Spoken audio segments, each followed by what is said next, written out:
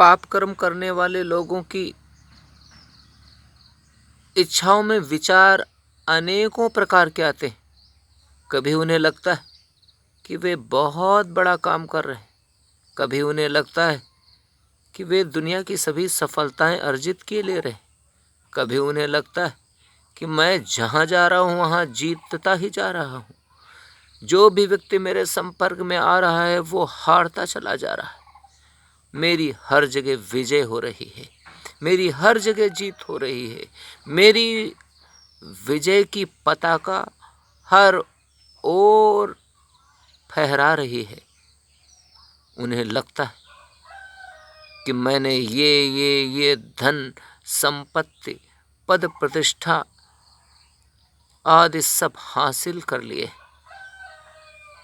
कभी उन्हें लगता है कि अरे मैंने तो इतने संसाधन तैयार कर लिए हैं। कभी उन्हें लगता है कि मेरा मकान बहुत बढ़िया बन गया है, ऐसा आलीशान मकान तो अच्छे अच्छे लोगों का नहीं होगा।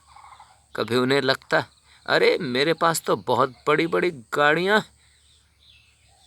अरे मेरे पास तो प्लेन्स हैं, हवाई जहाज हैं। कभी उन्हें लगता है अरे मेरे पास तो बहुत बड़े बड़े पद हैं। कभी उन्हें लगता है कि अरे मेरे पास तो बहुत भीड़ है, मेरी बात मानने के लिए अगणित लोग मेरे पीछे चल रहे हैं। कभी कभी उन्हें लगता है कि मेरा परिवार बहुत फल फूल रहा है। कभी उन्हें लगता है कि मेरी इनकम बहुत बढ़ती चली जा रही। कभी उन्हें लगता है कि मेरा बहुमुखी विकास हो रहा है, बहुमुखी प्रगति हो रही है, दिन दूनी रात चौगनी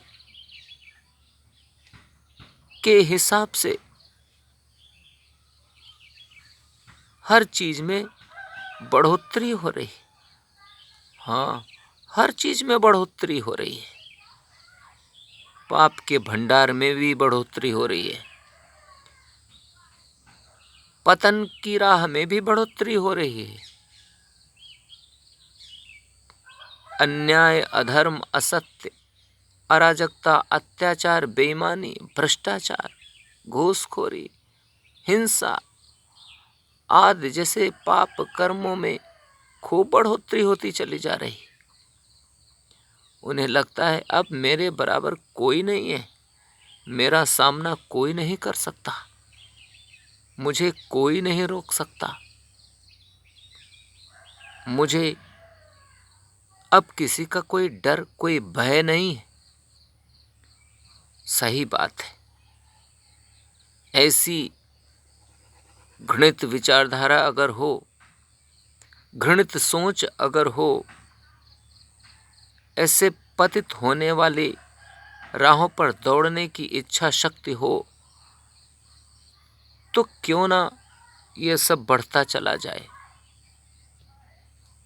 यदि यह सब बढ़ता नहीं चला जाएगा तो वह पाप का भंडार बढ़ेगा कैसे, पाप का घट वो भरेगा कैसे।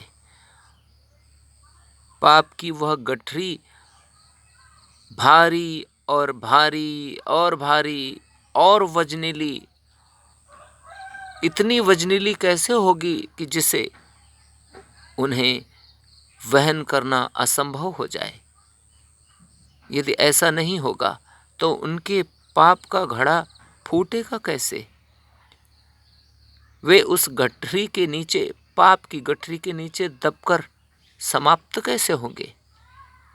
यही कारण कि देखने में अनेकों बार ऐसा लगता है कि पाप कर्म करने वालों का बड़ा विकास हो रहा है, प्रगति हो रही है।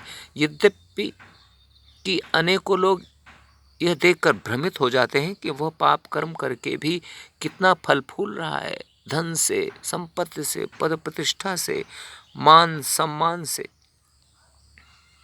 पर इसमें कोई भ्रम नहीं होना चाहिए, किसी भी व्यक्ति को संशय नहीं होना चाहिए कि पाप कर्म करके कोई भी व्यक्ति इस प्रकार से फल फूल रहा है तो वह ऐसे ही चलता रहेगा। फलने फूलने दो, उनको ऐसे ही पाप कर्म करने दो, उसका परिणाम उनके सामने होगा। जब उनका परिणाम उनके सामने आता है तो अनायास ही उनका सर्वस्व नष्ट हो जाता है, समाप्त हो जाता है, सब कुछ ध्वस्त हो जाता है।